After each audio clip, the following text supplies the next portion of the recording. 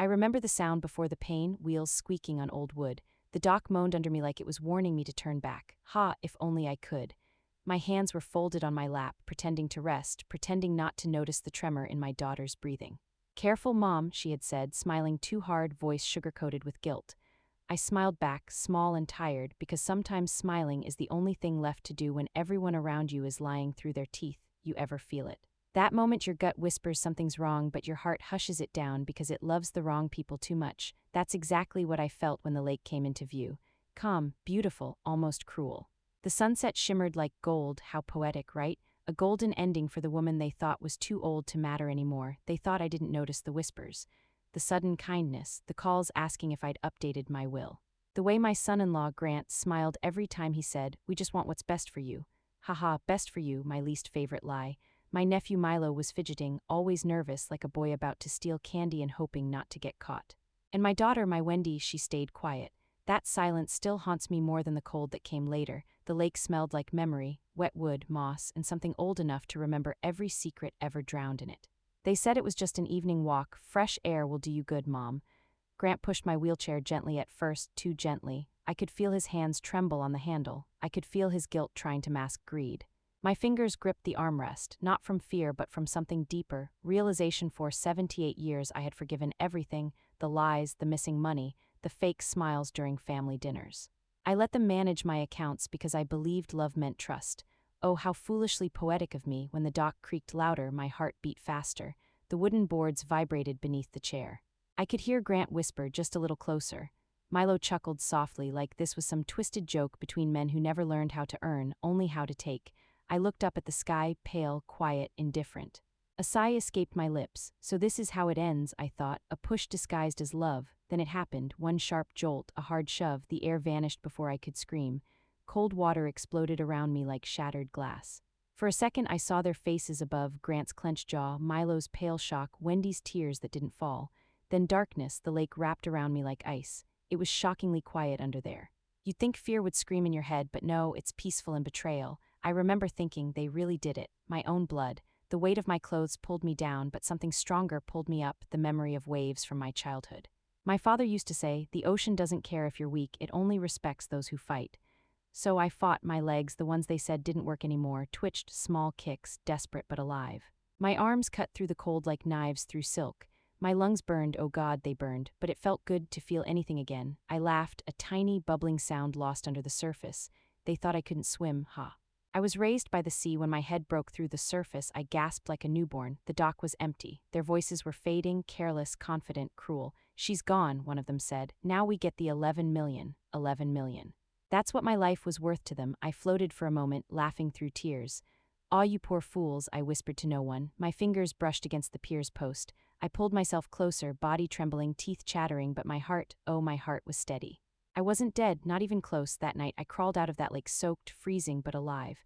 My dress clung to my body like another layer of shame. Every step home felt like dragging a ghost behind me, the ghost of the mother, the aunt, the woman they killed in their minds. I was no longer her. I was something else now, quiet rage dressed as calm. When I reached my porch, I paused. The house looked the same, soft yellow light spilling through the curtains, the smell of tea leaves still lingering inside. It felt wrong that the world didn't stop when I almost did. I let out a sigh, deep and shaky. The kind that breaks a lifetime of silence. In one breath I unlocked the door, stepped in, and for the first time in years I didn't feel weak. I felt something new, dangerous clarity. They thought the lake took me, but it gave me back something far more valuable than money. It gave me truth. As I peeled off my wet cardigan, water dripping onto the floorboards, I smiled faintly. "You tried to bury me," I murmured, "but you forgot I know how to swim." My reflection in the hallway mirror startled me, pale, hair plastered, eyes wide but shining. I looked alive, really alive. I let out a small laugh, half crazy, half free. They thought I was gone. But the only thing that drowned that night was the old version of me, the one who believed love meant obedience. And as I sat there, drenched, shivering, clutching my shaking hands together, I whispered into the empty house, "You wanted the money, darlings. Now you'll pay for every dollar." A small, eerie chuckle escaped my lips. Ha ha ha, oh, they have no idea what's coming. I leaned back against the wall, eyes closed, listening to the tick-tock of the clock. Every tick sounded like a countdown, not to my death, but to theirs. They pushed me to end my story. Instead, they started a new one. They thought I drowned in that cold water. But the truth, I was reborn there. And tomorrow, I'd start writing my revenge. The next morning, the world looked almost peaceful. Birds were chirping outside my window as if the night hadn't swallowed me whole just hours ago. I woke up to the sound of that same old clock ticking by my bed, tick, tick, tick, like it was reminding me, you're still here. I let out a long sigh. Still breathing, huh? I muttered, almost laughing. My voice cracked, but it felt good to hear it. My bones ached, my fingers felt like frozen glass, and my throat burned from swallowing half the lake. I sat on the edge of my bed, water stains still marking the floor. My dress, ruined and wrinkled, clung to the side of the laundry basket. The smell of lake water still lingered in the air. You'd think I'd be angry or terrified. But no, I was calm, too calm, that kind of calm you only get when something inside you snaps in the right way. I looked around my room, the same wallpaper, the same curtains, the same family photos on the shelf. All of them smiling, pretending to be happy. I stared at one in particular, Wendy's wedding photo. Her hand in Grant's, his fake smile too wide, her eyes too hopeful. I remember that day. Everyone said he was charming. Everyone except me, but I stayed quiet, because that's what mothers do, right? We bite our tongues for the sake of peace, huh? Peace. What a joke. As I shuffled to the kitchen, the floor creaked beneath my feet. The kettle sat where it always did. I turned it on out of habit. The sound of boiling water comforted me. It felt human, normal, but inside me there was a storm. I could almost hear their laughter again, echoing from the dock. She's gone. Now we get the money. $11 million, that's what they thought my life was worth. Funny thing, I never even wanted that money. It was my late husband's insurance payout after his death. He worked himself to the bone for it, thinking it would take care of us all. If only he knew that same money would become the reason his family turned into monsters. The kettle clicked. I poured the water and held the cup close, the steam brushing against my trembling fingers. I smiled faintly. You really think I'd go that easy, Grant? I whispered. Ha, no, not this time. The mirror above the counter caught my reflection, an old woman, hair wild, eyes hollow but burning with something fierce. I didn't look broken. I looked awake, maybe for the first time in years, as I sat down with my tea. A strange sound outside caught my attention, the crunch of gravel under slow-moving tires. My heart skipped. Through the window I saw headlights crawl past my house. The car slowed, then sped up again. Grant's car, my lips curled into a faint smile. Checking if the ghost came back, huh? I let out a soft chuckle. Boo, for a few moments I sat there just breathing. The taste of betrayal was bitter but strangely energizing. I was alive, and they didn't know it yet. That was my greatest weapon. They thought they were safe. They thought their crime was buried under the lake's surface. But they didn't realize the water gives back what doesn't belong to it. I pushed the cup aside and walked to my desk. My knees creaked, my legs wobbled, but I didn't stop. I pulled open the drawer and found it, the old brown folder my husband used to keep all our documents in. Inside was an old address book, yellowed and frayed. I flipped through the pages with shaky fingers until I found the name I was looking for, Daniel Reeves, my husband's lawyer, the only person who ever treated me like I had a brain, not just wrinkles. I ran my thumb over the faded ink and smiled softly.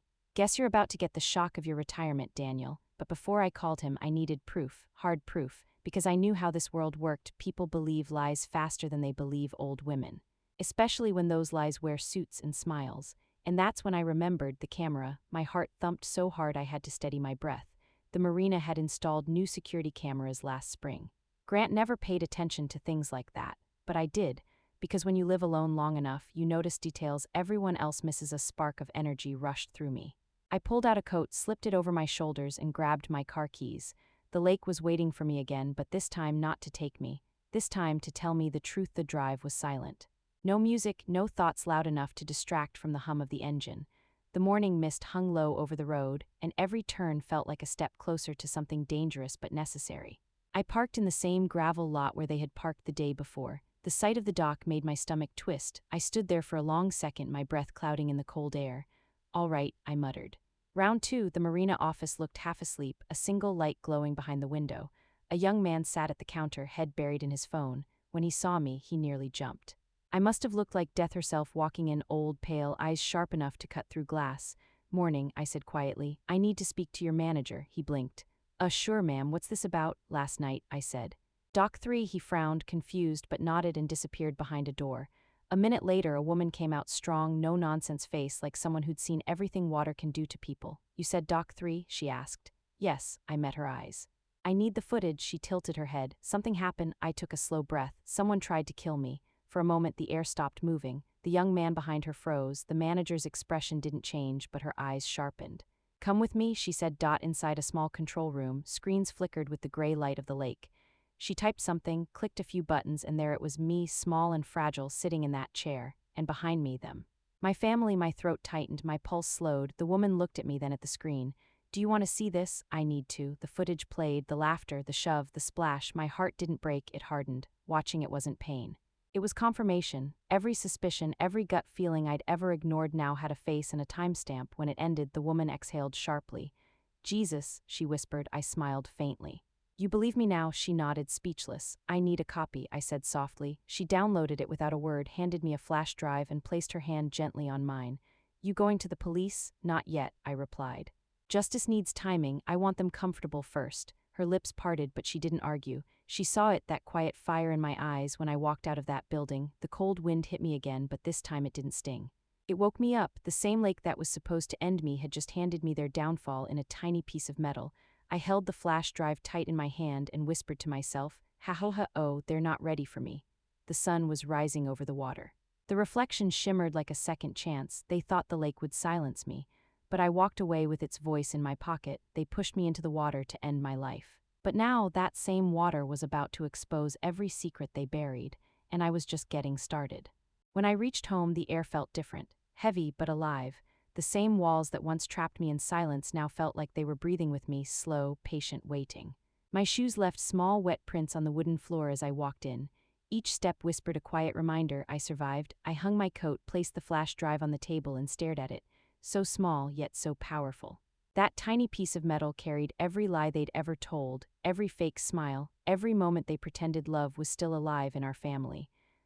Who knew justice could fit in the palm of my hand? The kettle whistled in the kitchen, a soft hiss cutting through the silence. I smiled faintly, same sound, different woman. I poured myself some tea, though my hands trembled too much to drink. The smell of it, earthy, warm, grounded me. After everything, I needed that small moment of peace outside. The world went on like nothing happened. Birds sang, a dog barked down the street, and somewhere far away a lawnmower hummed. Life doesn't stop for pain, it just steps over it like it's part of the road. I laughed softly. Even the world moves on before you've dried off, huh? I looked around the house, framed photos, old furniture, the same cozy chaos of a life built over decades. But none of it felt the same anymore. It wasn't home, it was a museum of my own naivety. Every corner whispered you trusted them. You let them close enough to push you. I sighed, the kind that makes your chest ache but also clears it. No more, the thought hit me, they believed I was dead. Right now they were probably celebrating, or pretending to grieve, sipping wine while planning how to split my money. That realization made something inside me spark, a mix of disgust and wicked amusement. They think they're safe, I whispered. Let them enjoy the calm before the storm. I walked over to my husband's photograph on the mantel. His smile was faint behind the glass, that same crooked grin he always wore when fixing things around the house. You'd be laughing now, I murmured. I finally grew a spine, old man. My eyes welled up, not from sadness, from relief. He would have been proud 4 years. I confused endurance with strength. I thought forgiving meant I was kind. But no, forgiveness without boundaries is just permission for someone to keep hurting you. As I sipped my tea, a thought came to me, clear, bold, terrifying in its simplicity. I can use this not just to survive, but to take back everything they stole. My name, my peace, my power. I picked up my phone, typed a message, then deleted it. My fingers hovered over the keys again. Not yet. I wasn't ready to make noise. Revenge isn't about rage, it's about timing. And my timing was going to be perfect. My reflection in the window caught my eye. I barely recognized her. Pale face, dark circles, hair still tangled from the lake, but the eyes, oh, those eyes were alive again. Sharp, knowing, dangerous. I smiled to myself, a little hee-hee escaping my lips. You look like trouble, old lady. I walked to the living room and sat by the window. The flash drive still sat on the table, gleaming faintly under the light. I couldn't take my eyes off it. That was my sword now. No more crying. No more begging, no more waiting for apologies that never came. I leaned back and whispered, tomorrow they'll realize the ghost they created can still hold a pen. The clock ticked softly beside me. Each second felt like a beat in a song I'd forgotten how to sing. My heartbeat matched it, steady, controlled. I wasn't afraid anymore. Then something hit me, my audience, my story. There were people out there just like me, quiet, trusting, forgiving too much. People who thought age meant weakness. Maybe this wasn't just revenge. Maybe this was a warning. I looked straight ahead and imagined speaking to the world. If you've ever been betrayed by your own, if you've ever stayed silent to keep the peace, remember, peace built on lies is war in disguise. I smiled, eyes glistening. And I'm done pretending it's peaceful. Oh, and before I forget, if you're still listening right now, promise me something. Hit that subscribe button, not for me, for you, because stories like this, they remind you what strength really looks like. Real, raw, and unfiltered, and trust me, you don't want to miss what comes next. I finished my tea and stood up slowly. The chair creaked under me just like the dock did. But this time I wasn't scared of falling. I was ready to stand taller than I had in years. The house creaked softly, as if it was adjusting to this new version of me, not the fragile old woman everyone tiptoed around, but the storm they thought they'd buried. I looked toward the door and whispered, "You thought I drowned." But darling, I just learned how to breathe underwater. And somewhere in the back of my mind, I could still hear the water, the splash, their laughter. It didn't hurt anymore. It fueled me. They thought the lake ended my story. But the truth. It washed away my fear. Tomorrow I'd walk into the world not as a victim, but as a ghost with proof. And ghosts don't ask for justice, they deliver it. That night I didn't sleep, not because of nightmares, those were gone. The real nightmare had already happened. What was left now was clarity. The kind that comes after fire burns through everything fake and leaves only what's true. I sat by the window, wrapped in an old shawl, staring at the dark yard outside. Every creak of the house felt louder in that silence. I wasn't afraid anymore. Fear had drowned in that lake before I even reached the surface. What I felt now was purpose. Cold, clean purpose. The flash drive sat on the table beside me, glinting under the dim lamp. It looked harmless, like a little piece of silver, but I knew better. That drive was a loaded weapon, truth, sharpened and ready. I traced it with my fingertip, whispering, "This time I hold the knife." You ever realize something so obvious it almost makes you laugh? Haha, I did. I realized they never actually saw me, not once. Not as a person, not as a mother, not as a woman with her own thoughts. I was just their walking wallet, their soft target, their old fool. Sigh, but the thing about being underestimated. It gives you freedom to move without being noticed. And I was going to use every inch of that freedom. Morning came, slow and pale. I changed into clean clothes, brushed my hair, and looked at myself in the mirror. I didn't see the victim anymore. I saw something new, something they should have feared all along. My eyes, still red from lack of sleep, had a strange glint. "All right, old girl," I murmured. "Time to start." The plan wasn't about revenge. No, revenge is messy, emotional, loud. What I wanted was control. Quiet, calculated, permanent control. First step, money. They wanted it, so I'd take it back. Every dollar, every forged document. Every signature they pretended was mine. I'd clean it all out before they even realized I was alive. Second step, proof. The footage was one thing, but words alone could twist in court.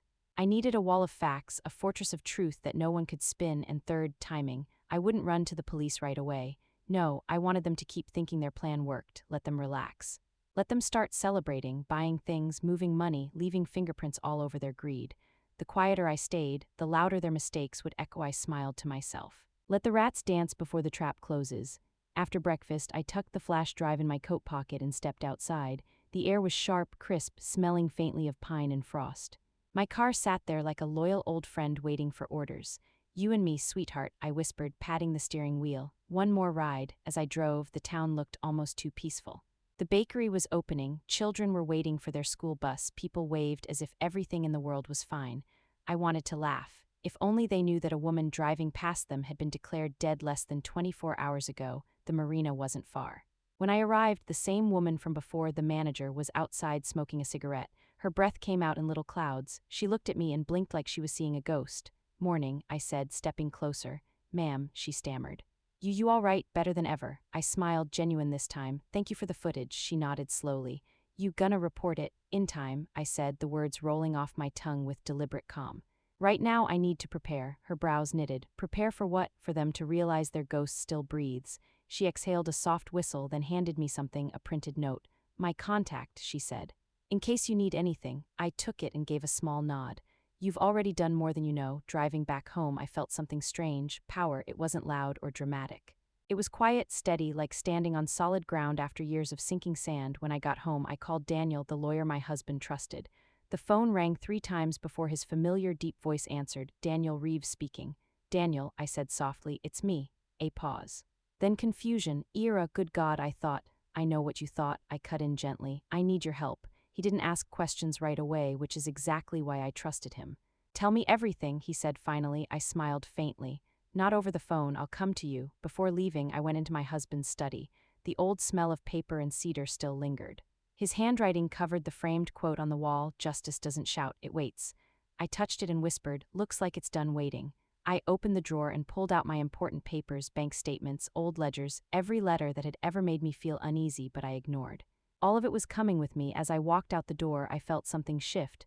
For the first time in years, my back was straight, my steps didn't shuffle, my hands didn't shake. It's funny, they tried to break my body and instead they fixed my spirit. I reached Daniel's office around noon. The building hadn't changed in decades, same creaky steps, same scent of dust and old wood. He looked older, tired, but when he saw me, his eyes widened. "Ira Caldwell," he whispered. "You look alive." I grinned. Surprise. He blinked, still processing. "You need to tell me what happened." I handed him the flash drive. "Everything you need to know is in there." He stared at it, then at me. "This looks serious." "It's worse than serious," I said softly. "It's family." He didn't need more explanation. His face hardened, the kind of expression lawyers make when they smell both danger and opportunity. We sat for hours, going through the details. The documents, the signatures, the accounts, every theft, every lie. The more we uncovered, the clearer it became. This wasn't just greed, it was planned. For years, by the time we were done, the office felt heavier. Daniel leaned back in his chair, rubbing his temples. "My God, Ira," he murmured. "They've been draining you dry." "I know," I said calmly. "That's why we're stopping it." He gave a slow nod. "All right then, let's take back what's yours." I smiled, the first real smile in days.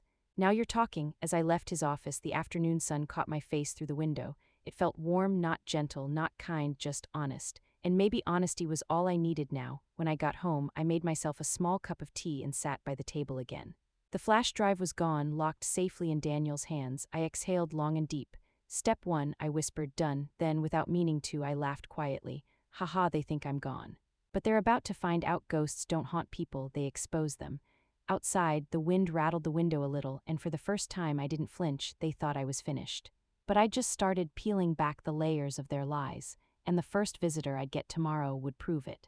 Morning light spilled across the kitchen table, sliding over the papers Daniel gave me yesterday: forms, revocations, account ledgers, and one small note that simply said, "You're in control now." Those 5 words, they hit deeper than anything else. For the first time in years, I felt like the air around me belonged to me again. I smiled faintly, letting out a soft ha. It almost felt funny, how easy it was for me to lose everything simply because I trusted the wrong people. And now how beautifully simple it was to start taking it back. My tea sat untouched as I sorted through the documents. Bank statements, transfers, fake authorizations, all with my signature, my handwriting but not mine. Grant's work. The man had practiced my loops and curls perfectly. He was meticulous, cold, confident, until now. "Sigh, you thought I wouldn't notice forever," I whispered to the empty room. "You forgot who taught you how to lie politely, Grant." I dressed slowly, carefully. Plain clothes, warm coat, no makeup, no jewelry. I didn't need to look like money anymore. That woman was gone. Now I was someone else entirely. Calm, quiet, dangerous. At the bank, people smiled at me, the same polite smiles that hide curiosity. To them, I was still the sweet old lady who always remembered names. I greeted them all kindly, even the teller who used to help Grant manage my accounts. Her name tag read Eliza. "Good morning, Eliza," I said softly. Her eyes flickered, confusion flashing for a second. "Mrs. Caldwell." I thought that I was gone." I smiled. "Seems the lake wasn't ready for me." She froze, stammering something about her condolences, but I waved it away. "I'm here to see the manager." Inside the small glass office, the air smelled of lemon polish and paper. The manager, a woman named Sandra, looked up from her computer and went pale for a moment. "Mrs. Caldwell, we heard." "I know what you heard," I interrupted gently. "And now I need to fix what they broke." Her brows furrowed. "What do you mean?" I slid a folder across the desk. Daniel's paperwork. Every transaction, every transfer, every false authorization tied to my name. Revoke them all. She hesitated. "But some of these your son-in-law." "Not my son-in-law anymore," I said, voice steady. "Just a man who thought drowning me would make him rich." Her eyes widened. "Ma'am, I have proof," I added quietly. "And soon the police will too. But for now, I want my accounts frozen, my powers of attorney revoked, and my records audited." Sandra stared at me, half in awe, half in disbelief. Then slowly she nodded. "Understood." We spent almost 2 hours there, printing, signing, stamping, canceling. Each pen stroke felt like cutting another thread of the net they'd built around me. When she finally said, "That's the last one," I exhaled deeply, almost laughing with relief. "Thank you," I said, rising from the chair. "You have no idea what this means to me." She gave a soft smile. "Actually," she said quietly, "I think I do." Outside, the winter sun felt sharper, brighter. I stood there on the sidewalk, folder clutched against my chest, and for a moment I just breathed. My life, my name, my identity, piece by piece, it was all coming back. Driving home, the radio played an old love song from the 70s. I hummed along, laughing under my breath. Funny how music hits differently when you've seen your own ending and decided to rewrite it. When I pulled into my driveway, I noticed something: fresh tire marks on the gravel. Someone had been here. My smile faded slightly. I stepped out, the air heavy and quiet. The door was still locked, no signs of a break-in, but something in my gut tightened. I turned the knob slowly, stepped inside, and froze. On the table sat a single folded note, no envelope. No handwriting I recognized, my breath caught, I opened it. Stop whatever you're doing, for everyone's sake. A chill crawled up my spine, the handwriting was shaky, hurried. And the signature, Wendy, my daughter. For a moment, I didn't know what to feel. Anger, sadness, pity, maybe all of them. I sat down, staring at the note. Everyone's sake, I repeated softly. Or yours, my throat tightened. My Wendy, the little girl who used to braid my hair and tell me I was her hero, now warning me to stay quiet for the man who tried to kill me. It hurt more than the shove itself. I pressed the note to my chest, sighing deeply. Oh, sweetheart, I whispered, voice trembling. You're already drowning, you just don't know it yet. I folded the paper neatly and slid it into the folder with the rest of my documents. No evidence was too small, then I laughed, a soft, bitter laugh. Ha ha ha, they really think fear will work twice on me. No, the first time they pushed me, I went under. The second time, I'd pull them down with me if I had to. By late afternoon, the phone rang. Daniel's voice came through, steady but concerned. Ira, he said, I've reviewed everything. You've done the right thing. I know, I replied. But they don't, he paused. Do you want me to contact the police now? Not yet, I said. Let them play pretend a little longer. The higher they climb, the louder they'll fall. He chuckled softly. You've changed, not changed, I said, smiling faintly. Just remembered who I was before they made me forget. When the call ended, I sat by the window, watching the sunset burn orange across the sky. The world looked beautiful, almost ironic. Behind that beauty, I could feel the storm building. I thought of Grant's smug grin, of Milo's cowardice, of Wendy's silence. The faces that once made me soft now hardened me. You taught me how to be quiet, I murmured, but you forgot what happens when silence learns how to speak. I looked at the flash drive's twin copy Daniel gave me, labeled neatly. Evidence A. I held it up against the light. It shimmered faintly, reflecting in my eyes. You wanted my money, I whispered, but you've just paid the price for my patience. Then, in a rare moment of dark humor, I grinned and added, ha ha ha, and trust me, it's non-refundable. Outside, wind rattled the windows. The world was holding its breath, and so was I, not out of fear, but anticipation. They thought freezing my accounts would stop them, but I just froze their future instead. And tomorrow, one of them would come knocking, desperate enough to expose everything. It was just after noon when I heard it, a knock at the door. 3 quick taps, too soft to be confident, too careful to be kind. My heart didn't race, it just waited. I already knew who it was before I even stood up. Milo.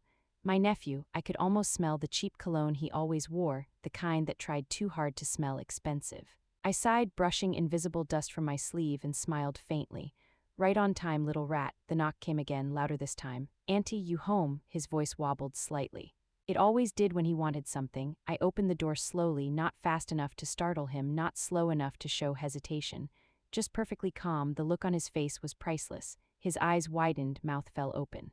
He froze, pale as milk. Auntie, he stammered, voice cracking. You're alive, I finished for him, a little laugh escaping my throat. Ha ha ha, surprised. He looked like his knees might give out right there on my porch. His eyes darted behind me as if expecting to see ghosts. We thought, oh God, I tilted my head. You thought the water was deep enough, didn't you? The color drained completely from his face. I don't know what you're talking about. Sure you do, I said softly, stepping aside. Come in, Milo. He hesitated but entered. Fear has its own smell, like cold sweat and old guilt. My living room looked exactly as it had that night, except for the folder now sitting on the coffee table. His eyes flickered to it immediately. Smart boy, still stupid but smart enough to be afraid of paper. He sat on the edge of the couch, rubbing his palms together. You look good, he said awkwardly. Do I asked with a polite smile, not too waterlogged. He flinched. Silence filled the room. The clock ticked, steady and merciless. Finally, he spoke. Auntie, I came to talk about money, I interrupted. You came to talk about money, you always do. His mouth opened, then closed again. He tried to look wounded. No, I wanted to make sure you're okay. I laughed, not loud, not fake, but the kind of laugh that makes people's skin crawl because it's too honest. Oh, sweet boy, if you wanted me okay, you wouldn't have stood on that dock pretending to care while someone pushed me into the water. He froze. His lips trembled. I didn't push you. No, I said, voice low, almost kind. You just watched. That's what cowards do best. He dropped his gaze, his fingers gripping his knees. Grant told me it would just scare you, he whispered. Said you'd sign the papers after, said it was harmless. Harmless, I repeated, leaning forward slightly. Tell me, Milo, did it look harmless when I hit the water? He didn't answer. His throat bobbed. I sat back, sighing softly. You were always weak, always chasing someone else's approval. Grant knew it. He used you like a leash dog, and you wagged your tail every time he said your name. Auntie, please, his voice cracked. I didn't want this, then you shouldn't have helped. He looked up, eyes glassy, desperate. I didn't think you'd survive. I smiled, slow, dangerous, calm. No, Milo, you didn't want me to. The silence that followed was thick, heavy. I could hear his breathing grow uneven. He rubbed his hands together again, fidgeting like a child caught stealing. Finally, I stood. My knees creaked softly, but I didn't care. I picked up the folder from the table, flipped through the pages, and let him see the top sheet, his name, his forged signatures, his fake investments. He swallowed hard. "Where did you find it?" I asked. "In the ashes you left behind, darling. You really thought I wouldn't notice hundreds of thousands missing?" His voice dropped to a whisper. "Grant said he'd fix everything. He promised." I chuckled softly. "Grant promises a lot of things." Like air, Milo's face twisted with panic. "You don't understand, Auntie. He said if we didn't get that money, people would come after us, dangerous people. I didn't want to be part of this." I tilted my head. "And yet you were." He looked at the door like he wanted to bolt. I smiled faintly. "Go ahead, run, but remember something, I have everything. Documents, transfers, recordings. You think the police will care who pushed and who watched? They'll put you all in the same cell." He went pale again. "You wouldn't I?" I cut him off sharply, my voice cold. "You all wanted to bury me, Milo. The only difference is I learned how to dig." He stood abruptly, chest rising fast. "You're making a mistake," he hissed, trying to sound strong. "Haha," I laughed softly, almost pitying. "Oh, I've made plenty of those, loving you, trusting you, those were my mistakes. This," I pointed at the folder. "This is correction." He stared at me for a long second, jaw tight, then muttered under his breath, "Grant's not gonna let this go." "Grant," I said calmly, "is about to find out that ghosts leave evidence." That shut him up. He turned to the door, but before he reached it, I said softly, "Milo." He stopped, shoulders trembling. "You said you didn't think I'd survive." My tone was almost gentle. "Next time you try to kill someone, make sure they can't swim." He flinched, then hurried out, slamming the door behind him. When he was gone, I exhaled slowly and leaned against the wall. My hands were steady. My heart was calm. I wasn't shaking anymore. I picked up the teacup from the table, took a slow sip, and chuckled to myself. "Ah, poor boy, he came to beg and left to pray." The sunlight was slipping lower, painting the floor golden. For the first time, that light didn't look like the end of something. It looked like the beginning of the reckoning. They were scared now. I could feel it. The lake didn't drown me, but it sure drowned their confidence. I stood by the window, watching the wind stir the trees. Somewhere out there, Grant was probably pacing, wondering how his dead mother-in-law was suddenly signing documents again. Good. Let him sweat. Let him choke on the same silence I lived in for years. "Enjoy your panic, darling," I murmured. "Because peace is about to become very expensive for you." Milo's fear was only the first ripple, but fear spreads fast, and the next voice I'd hear on the phone would be my daughter's, and her words would sting more than the water ever did. The next morning, the house felt too quiet. Not peaceful, no, peace is gentle. This was the kind of quiet that presses against your ribs like the air itself is waiting for something ugly to happen. I sat at the kitchen table, staring at the same cup of tea I hadn't finished since yesterday. Steam curled upward, fading into nothing. Kind of poetic, really, how something warm can disappear if you don't touch it long enough. The phone rang. I didn't jump. I just watched it vibrate on the table for a few seconds, almost curious which ghost was calling this time. Then I saw the name on the screen. Wendy. My daughter. I let out a slow sigh, the kind that feels like it's been trapped in your chest for years. Then I picked up Mom. Her voice was small, tense, the way people sound when they already know they've done something unforgivable. "I was wondering when you'd call," I said softly. "Mom, She stopped. I could hear her breathing, uneven and shaky. I didn't know what to say. "You could start with the truth," I replied. My tone wasn't sharp, it was calm, and that calm hurt more than anger ever could. There was a long pause. Then, barely above a whisper, "I didn't know what he was going to do." I almost laughed. Didn't know? That line was older than both of us. "You were standing there, Wendy," I said, voice low.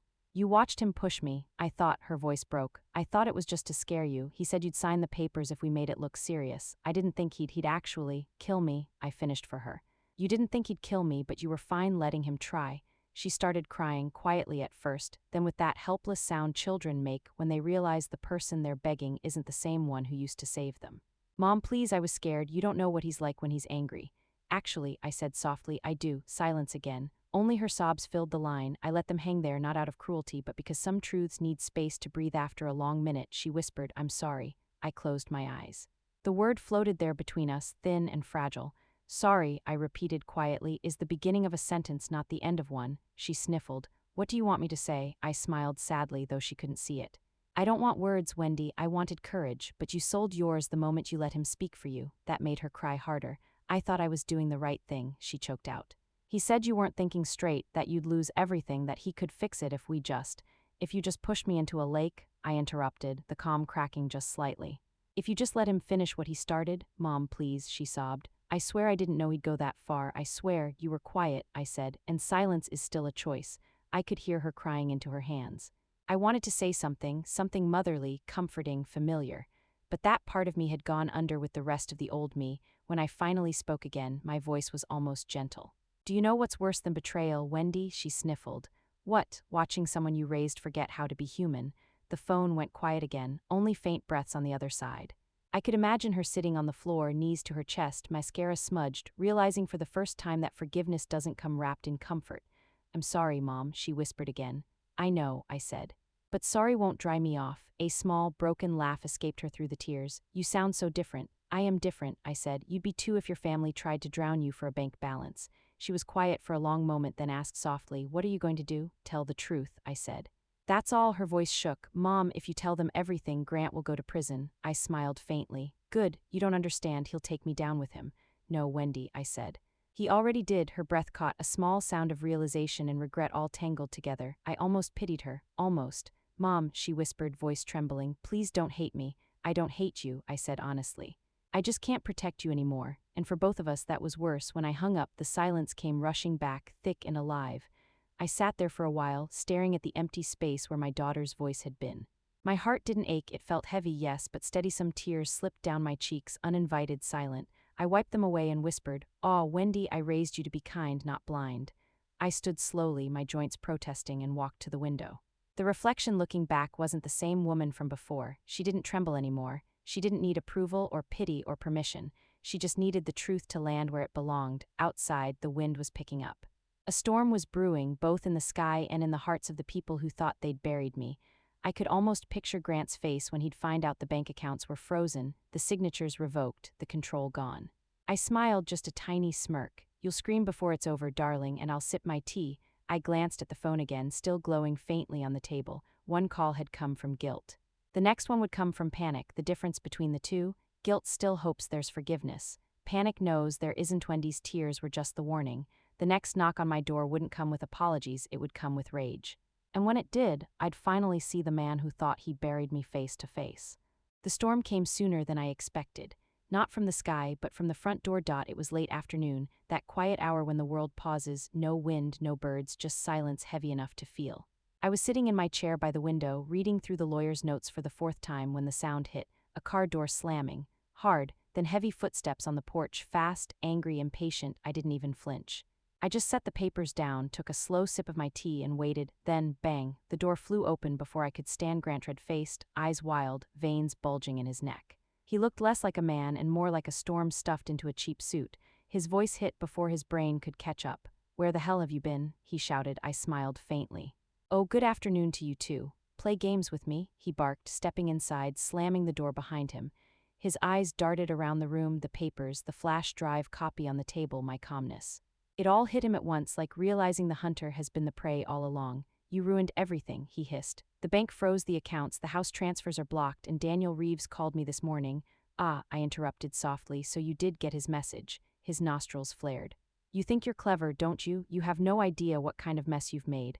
"Oh, I have every idea," I said, folding my hands neatly. "I just decided I'd stop being the mess." He took a step closer, fists clenched. "You're not gonna get away with this." I tilted my head, eyes steady on his. "Funny, I was about to say the same thing to you." For a moment he didn't move, just stood there, chest heaving, jaw tight. I could almost see the gears grinding in that cruel little head of his, the realization that his dead victim was standing between him and $11 million. "You think anyone will believe you?" he said finally, voice trembling just slightly. "You're old, confused, they'll think you made this up." I smiled, a slow, knowing, terrifying smile. "Oh, Grant, you should have looked up before you shoved me." He frowned, confused. "What camera?" I said softly. He froze. I leaned forward, elbows on my knees. "You remember that little black dome above Dock 3, the one you called a birdhouse when they installed it?" His face drained of color. He took a step back.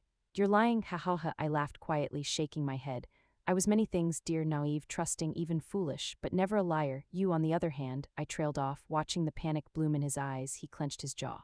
"You don't have proof." I raised a brow. "Oh, I do, and Daniel has copies." He tried to smirk, but it came out as a twitch. "Even if you go to the police, you won't survive this. You'll lose everything." "We'll all lose everything." "We," I repeated, sipping my tea. "There is no we, Grant. There's you, there's the lake, and there's me, the ghost who crawled out of it." He stepped closer again, lowering his voice. "You don't get it. There are people counting on that money, people who don't play nice when things go wrong." I looked up at him slowly. "Then maybe they'll visit you next." That hit him like a slap. He blinked, his anger cracking just a little, revealing something raw underneath: fear. Real fear. He pointed at me, his hand shaking. You think you're safe, but you're not. You don't know what you've started. I smiled again, calm, steady. You started it the night you touched that wheelchair. For a second, we just stared at each other. The storm outside was growing, wind rattling the windows, thunder growling low in the distance. Fitting, really. The weather finally matched the war in the room, then his voice broke the silence, softer this time, but shaking. You should have stayed gone. I stood slowly. My knees protested, but I didn't care. I faced him fully, eyes locked on his. You should have stayed kind, he laughed bitterly. You think this is over, you think you've won? I don't need to win, I said. I just need the truth to breathe. He stared at me, jaw tight, breath shallow, and for the first time since I'd known him, he looked small. Not physically, no, he was still taller, still loud, but his power had shrunk. Completely, I took a step closer, my voice barely a whisper. You pushed an old woman into a lake, Grant, and you laughed. Remember that sound, the splash?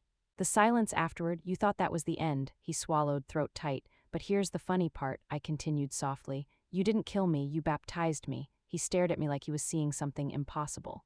Then he turned toward the door, muttering, This isn't over. Oh, it is, I said, my tone cold enough to cut glass. Just not for you. He paused, hand on the doorknob. One more thing, I added, tilting my head slightly. When the police ask you where you were that night, remember, lies float, but the truth sinks deep, just like you will.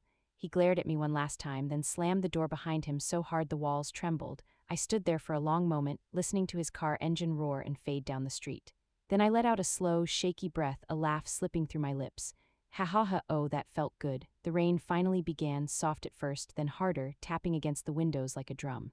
I walked to the door and looked out at the gray sky. Water again, always water, the same thing that tried to end me now washing away the last bit of fear from my soul. He's scared, I whispered to myself. Good. Fear's the first step to confession. As I turned back toward the table, the phone buzzed. A message from Daniel, got confirmation. Police want to meet tomorrow morning. I smiled faintly, my fingers brushing the phone screen.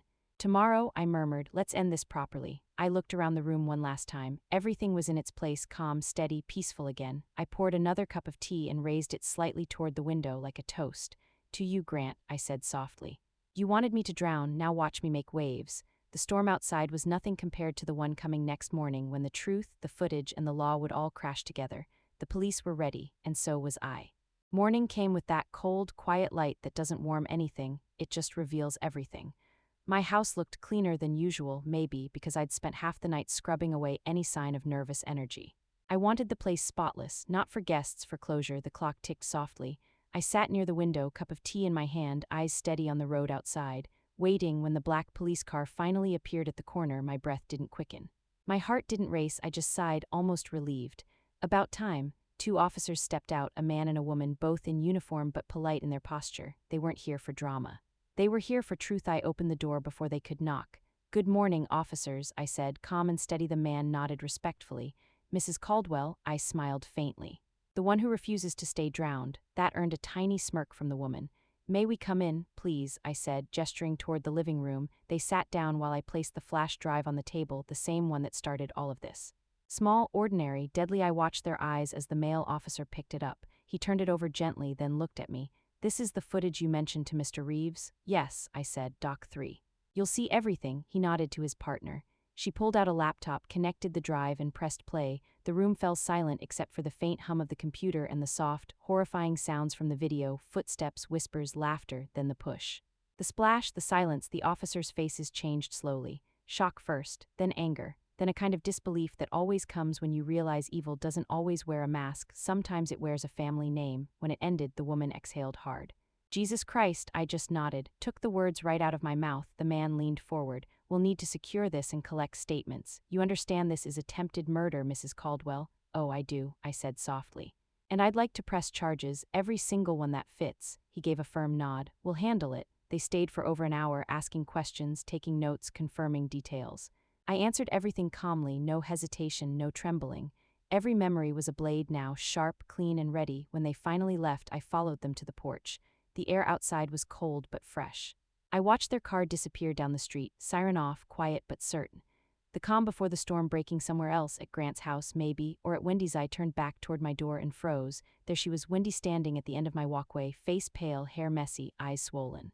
She looked smaller somehow, not because of her body, but because of the weight of everything she'd done. She took a hesitant step forward.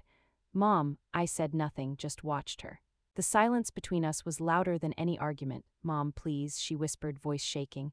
I didn't know I didn't think. I held up my hand. Stop. She stopped instantly, like she'd been waiting her whole life for that command. I'm not angry anymore, I said quietly. Anger's too heavy. I dropped it somewhere in that lake. She blinked, confused, tears welling again. Then what do you feel? Disappointment, I said. The kind that doesn't shout, it just lingers. She sniffled. They're going to arrest him, aren't they? Yes, I said, and anyone else who helped. Her lip trembled. That means me, I nodded slowly. That depends on you, she frowned. What do you mean? Tell them everything, I said.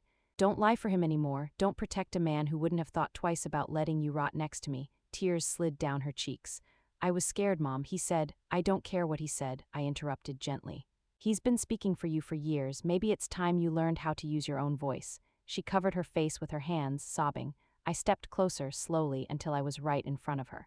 Then, without thinking too much about it, I touched her shoulder. She flinched. Then she leaned in, shaking, whispering, I'm sorry. I know, I said softly, and I forgive you. Her head shot up, eyes wide, shocked. You do? Yes, I said. But forgiveness isn't a gift, Wendy. It's a reminder not to forget. She broke down again, arms wrapping around me like a child clinging to something she thought she'd lost forever. I didn't hug back right away. I just stood there, feeling her tears soak into my coat. Then slowly, carefully, I placed my arms around her. It wasn't warmth. It was acceptance, the kind that hurts before it heals. After a while, I pulled back, brushing her hair gently from her face. Go home, I said quietly. Pack your things. The police will find Grant soon. When they do, don't run. Tell the truth. That's the only way you save what's left of yourself. She nodded weakly, trembling. Okay. As she turned to leave, she stopped halfway down the walkway. Mom, yes. Why didn't you just disappear? Start over? I smiled sadly. Because monsters don't stop hunting just because you hide. Sometimes you have to let them see what they created. She looked at me for a long moment, then whispered, You're stronger than all of us. I shook my head. No, I'm just done pretending weakness is kindness. When she was gone, I went back inside. The house was quiet again, but this time it didn't feel empty. It felt clean, like something toxic had finally been aired out. The phone rang an hour later. It was Daniel. His voice was steady, calm, satisfied. It's done, Ira. They arrested Grant. I closed my eyes, a deep sigh slipping out.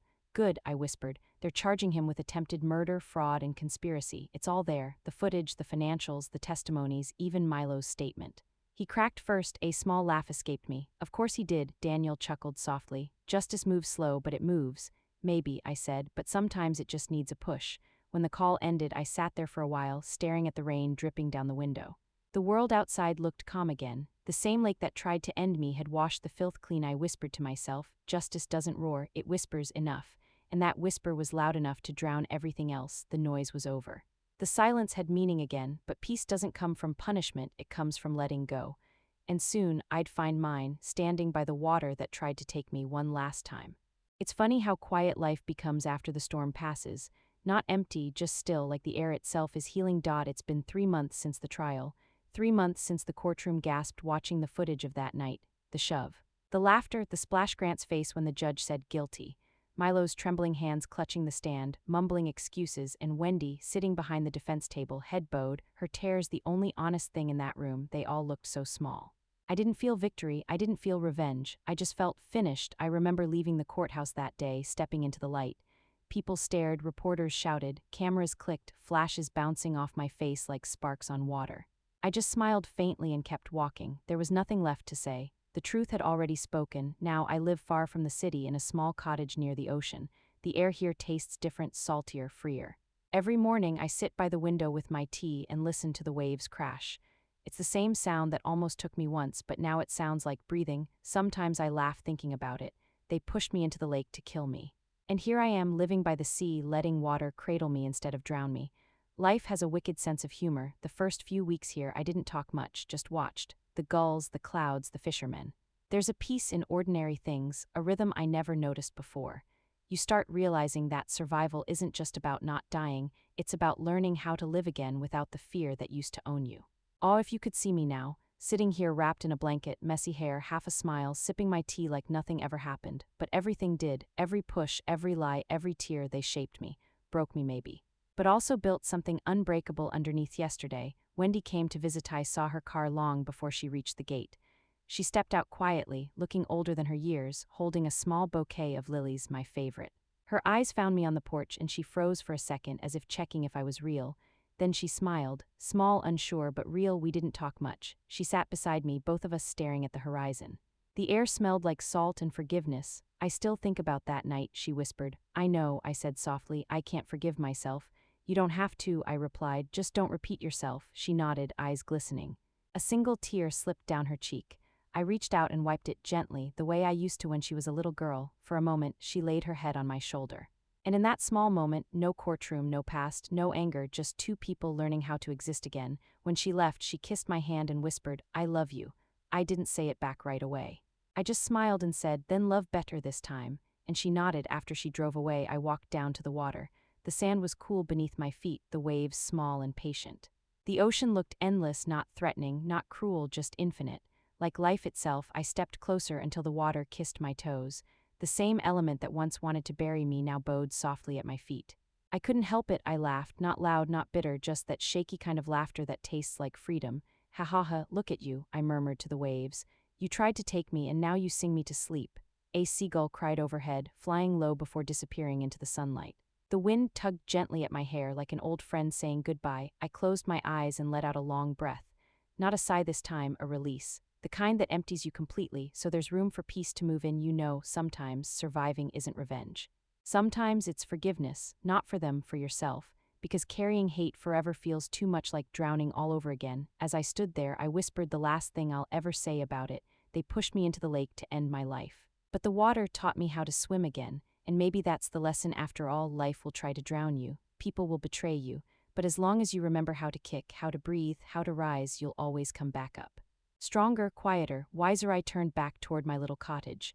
The sun was setting, painting the sky gold and crimson, the same color the lake had been that night, except now it didn't feel like an ending. It felt like a full circle. Before stepping inside, I looked back at the ocean one last time and smiled. Thank you, I whispered then, facing the camera of my new life. To everyone who listens, to everyone who's been through their own kind of drowning, I'll say this one last time. If you made it this far, if you're still here with me, don't forget to subscribe for more stories that remind you strength has no age and silence has power. Real power. The wind caught my words, carrying them over the waves. I laughed softly, shaking my head. Nice try, Grant, I whispered into the sea, but I'm still here. The waves answered, crashing gently at my feet, not like a threat anymore, but like applause.